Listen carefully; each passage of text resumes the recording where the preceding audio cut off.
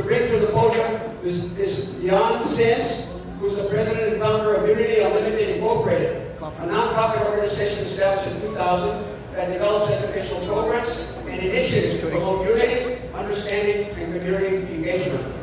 Known as the granddaughter of Juneteenth, Dione has worked alongside Dr. Hope Lee to produce the annual Juneteenth Fort Worth celebration since 2015. She also spearheaded the Opal Walk campaign, which helped build national support for recognizing Juneteenth as a federal holiday. In 2021, she stood beside Dr. Lee at the White House as the Juneteenth National Independence Day Act was signed into law. Dione is the creator of the Your Voice Unleashed Vocational and Fine Arts Workshop, a program that empowers youth throughout education, leadership, and the arts. She also sponsors Opal's Farm, an urban agricultural initiative dedicated to reducing food insecurity while providing agricultural training and employment opportunities. As the founding executive director of the National Juneteenth Museum, she helped advance its mission of preserving and sharing the history and significance of Juneteenth. A graduate of Texas Wesleyan University with a bachelor's degree in information systems management, Dione is also a software quality manager whose commitment to excellence is reflected in both her professional and community leadership. I bring to you is Dione Sims to the podium.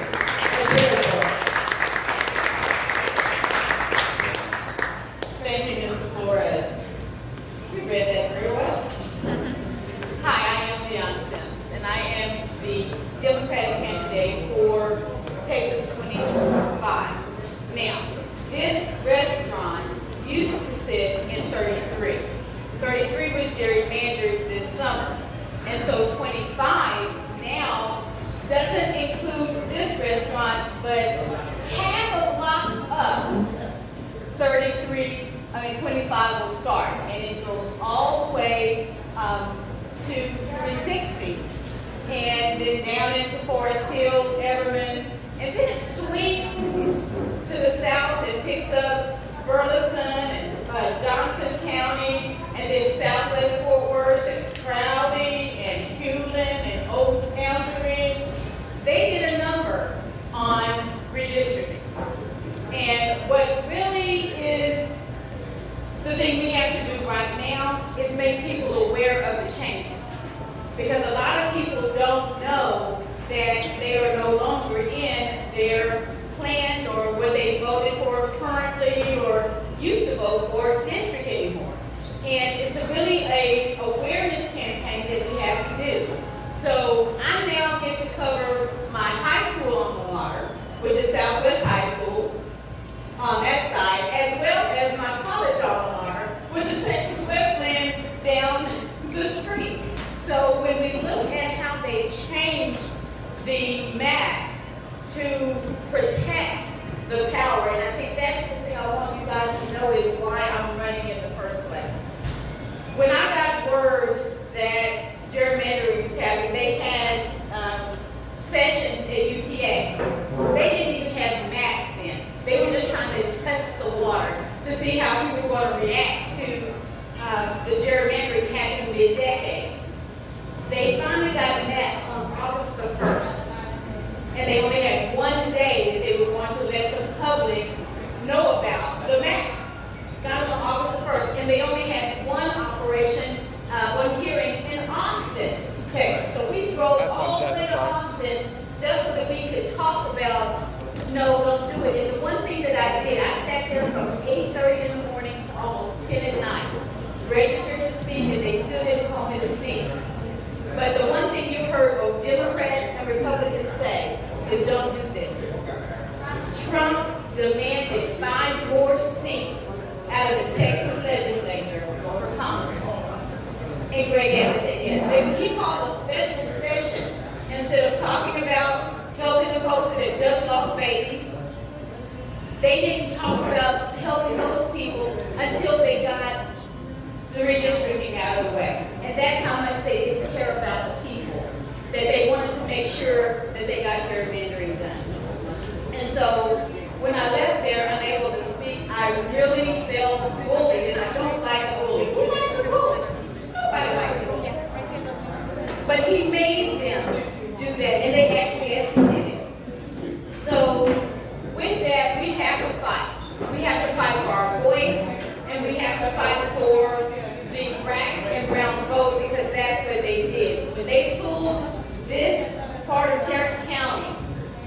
stuck it on to Rule 25, they essentially said, we're going to silence you. And that's what we had to stand up for, and that's why I did the race. I did win the primary in March, and so we've been working really hard to understand what are the needs of this district. It is 13 counties, 13, not just Tarrant, 13 counties that go all the way down to Parker, Johnson, Stephenville, Erath, Comanche, Stevens, Jack, Palo Pinto, and young counties. And those are urban counties, so what does that have to do with Tarrant County? And that's where they want to buy us. That's where they want, because they say, well, rural people and urban people don't have the same need. Yes, they do. We still need affordable health care. We still need jobs that pay a living wage. We still need to have help when we need it. And so what they forgot is the human factor. See, they keep thinking people are going to vote along party lines instead of for their best interest. Because, let's be honest, that's kind of what happened in 2024. People didn't vote for their best interest no matter how much we talked about Project 2025. People didn't vote for reproductive health. People didn't vote for humanity in immigration. They didn't vote for it because he promised them lower eggs, no wars, and what do we have? Right now, we are spending more money on a war that has not been paid by Congress. And we have gas prices that have gone up. We've got screw worms because his Doge cut the programs that kept the screw worms from getting into Texas. Now we have screw worms eating and attacking our cows in South Texas. And it doesn't take us long to fight up here. Now, again, when we look at that, those are not what people voted for. Those are promises that were made that were kept, and the one that's the worst is the promise to go after folks who were criminals and deport them. They are deporting anybody, and so racial profiling has taken a whole nother look. It's not just racial profiling by the police of African Americans. They're racially profiling our Mexican brothers and sisters just because they think everybody is illegal. And that is where we've got to draw the line. We have got to say that this abuse of power, this acting with impunity, that whatever they want to do, they can do. We have to stand with the family of the young man that was just a father who was in the process almost finishing his work to become a naturalized citizen. Lorenzo Araujo. Thank you. Araujo. And he was just going to work. And now his family doesn't have it. And so when you look at the abuse of power, we have to go, what can we do now? We can't undo the 24 election, but what can we do now? The best thing that we can do is to stop the hemorrhaging of our country. They said that we don't have money to take care of our families, our needs, our benefits, our Social Security, but we just spent money on demolishing the East Wing, putting blue paint on the reflecting pool for it to fill up, a UFC fight, a massive, what is that, American Fair that no one went to. So all of the money that could be building the country, let alone the war that is costing us billions, and the negotiations that are stalling because we started a war without an exit plan. All of these things could have been avoided if the legislature we had operated in its rights as being the check and balance on the executive branch. And that's where we have to stop the hemorrhaging for our country. We are bleeding the lifeblood out of this country under this current administration. So the only thing that we can do right now is to get the power in the House by flipping what they thought were the 5 seats that we're going to get to blue and giving us that House majority. So we can have rule of law and we can have that check and balance back in the system. Now, Obama had a saying.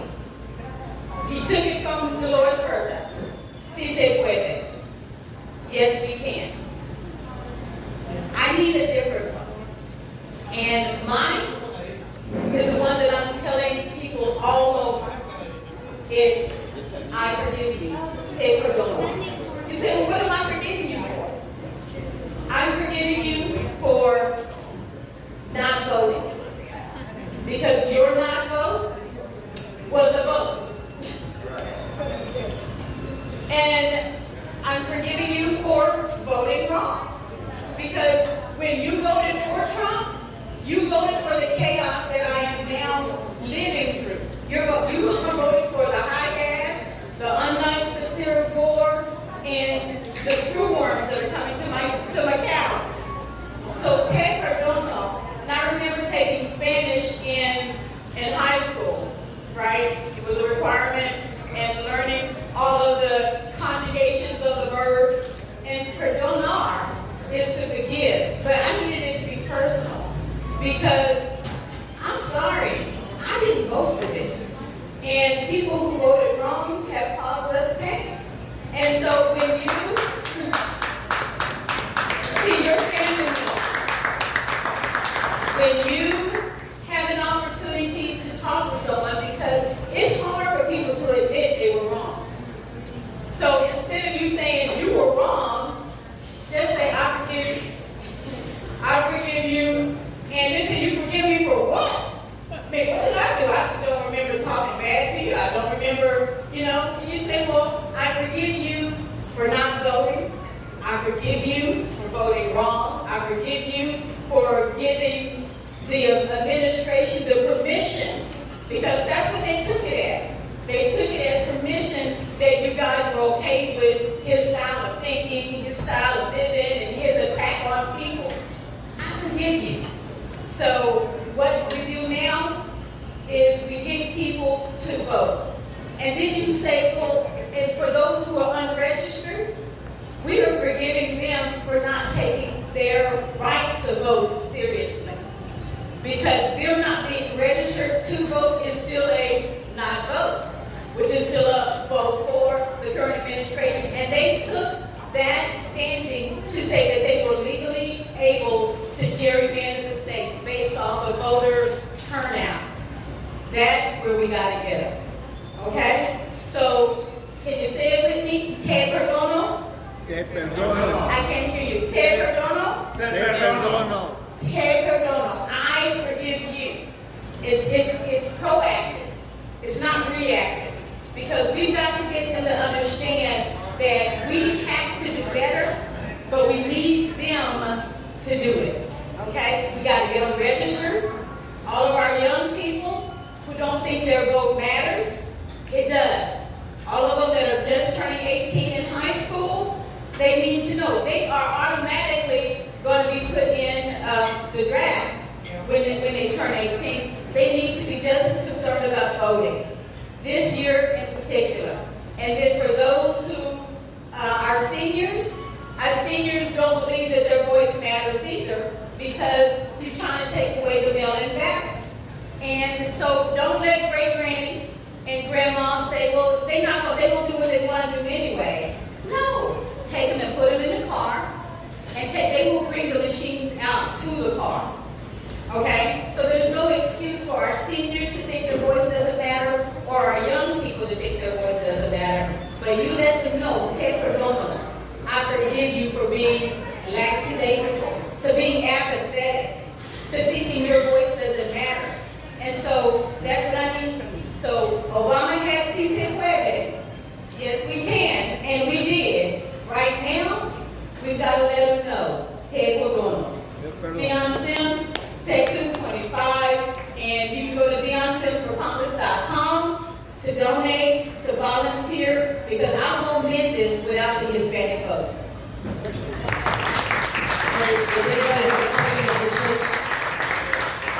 Any questions? Rick? Good morning and thank you. Good morning and thank you for coming and speaking to us. Your speech is very inspirational. I wanted to ask about something that I keep probably some of the counties that you're going to be representing, that's become a big issue. The energy, the water, all of that. Could you speak to that and where you stand on whether these data centers should be invited or should be authorized to come into the community? What's really important is that the people that are in the rural communities, which is where I'm in, are very concerned about data center encroachment at a national level, at the federal level.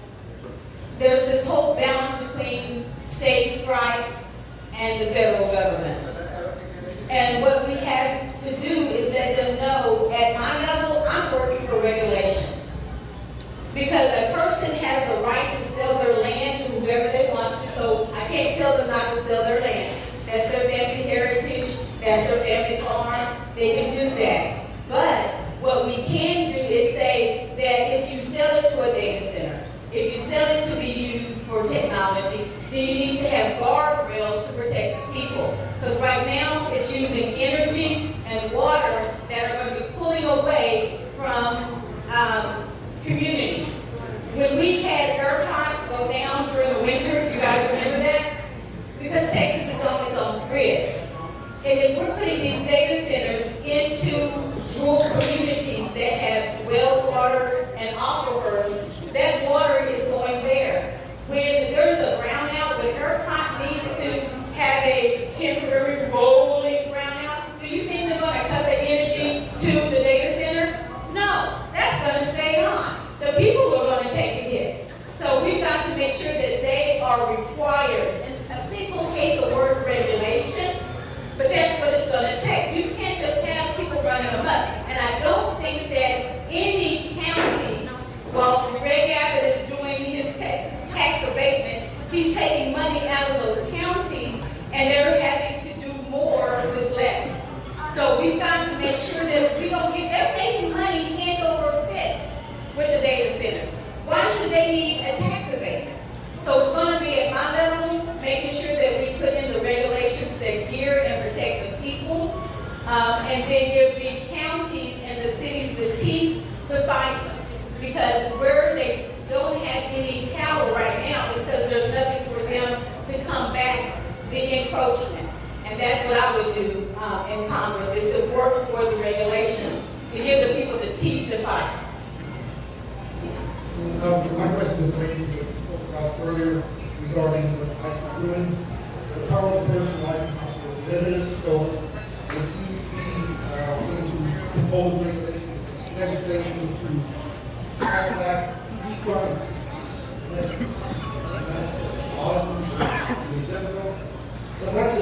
Ya had the 2 Menudo.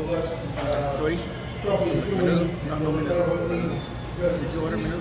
Running without any the authority. Do it like that. And the only way to stop them is basically to close that box out. And that's what I'm saying. The hemorrhaging of our country right now is because the Supreme Court gave him immunity, presidential immunity. That was the first step. And then when he got in, and folks didn't keep him from letting a felon, a convicted felon. Now, you know what? It is a shame that people that are convicted of felonies today are precluded from doing any kind of certain job. You can still be president. Wrong issue. So, but yes, to answer your question, we have to stand back up the legislature to bring in checks and balances. The reason why our comrades in the legislature right now can bring impeachment charges or oversight charges and rules and resolutions, because they don't have the votes to get those on the floor that would bring the oversight and the necessary guardrails, all right, to turn off the spigot that's hemorrhaging our country.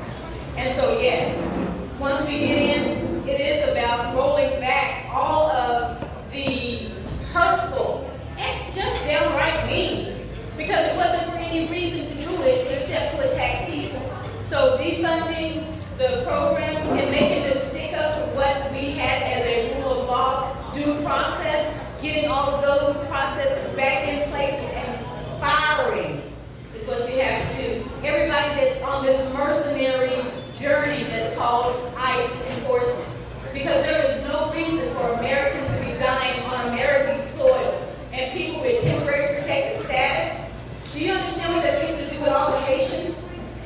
anybody else from Venezuela to the Dominican Republic, everybody that's got TPS status, they're fixing to deport them and leave their families that are here in chaos. Because the Supreme Court, again, gave them the open door to do that. So again, defunding ICE, bringing them into check, and getting them out so that they don't hurt people, definitely. Main priority.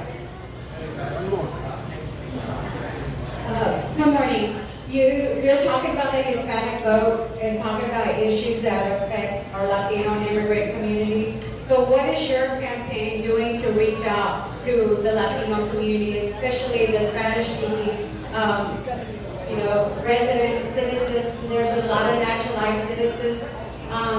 Your district was, Congressman Mark Beasley got gerrymandered, so it became District 45. And so my family is in your district. So we have 86 days for voter registration in. And I want to know how you're galvanizing that Latino vote, that Hispanic vote that you mentioned. Thank you so much. And so what we've been working on, and Terry County Democratic Party as well, collectively doing not only voter registration drives, right? But there's a certain way, because I don't want to speak down to the Hispanic voter, number one. My goal is for them to understand how much I need them. I've crunched the numbers. I need almost 40,000 Hispanic voters to win this. Even if I get all the folks that are registered and voted in the primary to come out and vote again, I am still short 40,000 voters. And I know that with my district being 22% Hispanic, it is going to come down to them understanding that I need them. And so working in my rural counties, we're working with them. We talk to the party chairs, the county chairs out there, and they're building a campaign to reach Hispanic and to do my literature in both English and Spanish so that they understand they have a choice. One thing that I don't think that they realize is Roger Williams ran unopposed for 13 years. Well, he had 2 times the summer ran against him, but they gerrymandered this specifically to protect him. All right? Right, so my predominantly Hispanic voters here in Tarrant County, but also in rural West Texas as well. So when we talk about people, and these are voting, these aren't, again, you have to see what the administration is trying to do, saying illegals are voting. No, these are registered, naturalized citizens and Americans that were born here that are registered to vote, but they're scared because they don't think out there that their vote means anything.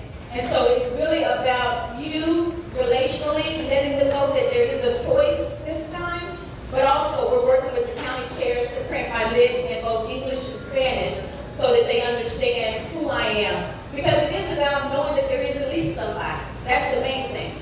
Here in Poly, as we go back, like I said, this area is mine going this way. This restaurant doesn't happen to be, but going down the Rosedale, when we walked in that area, I found a lot of young people who, one, were concerned about ICE, but 2, they weren't registered to vote. So we gave them information about how to vote because unlike the technology age that we're in, you cannot register online.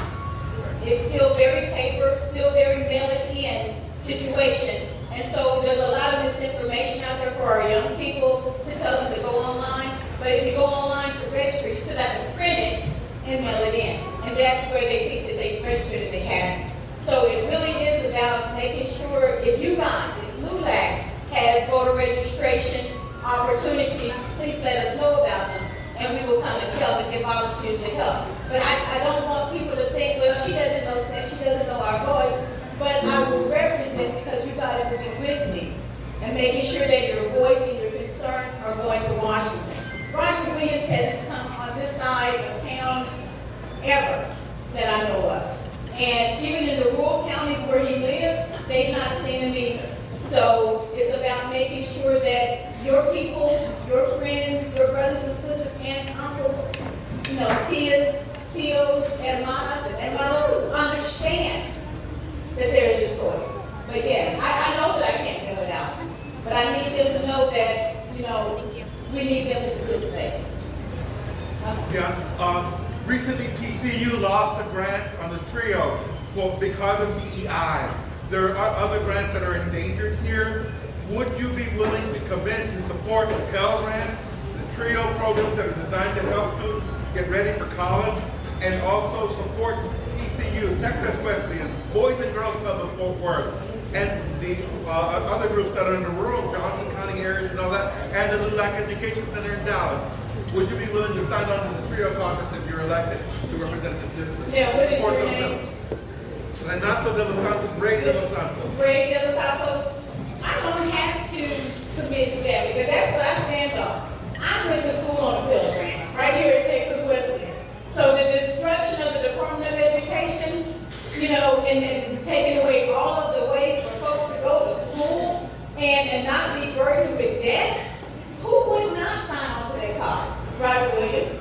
That's who would. So yes, no, I make a firm commitment to restoring every pathway to higher education because that's how it's going to be able to lift our young people.